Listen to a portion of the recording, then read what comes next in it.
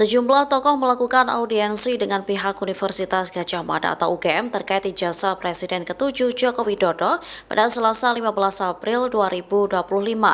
Ada 3 orang yang diberi kesempatan untuk bertemu dengan pihak Rektorat dan Fakultas Kehutanan UGM.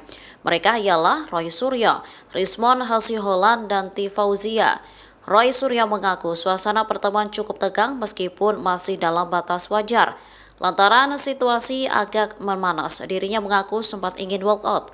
Dalam pertemuan tersebut, TPUA meminta untuk melihat skripsi milik Jokowi. Dirinya membenarkan jika skripsi eks-presiden memang ada.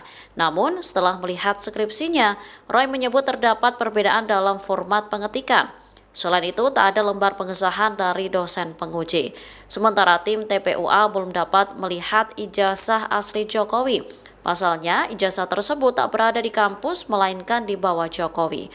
Roy menyebut tim dari TPUA hari ini, Rabu 16 April akan ke Solo, Jawa Tengah untuk melihat ijazah Jokowi.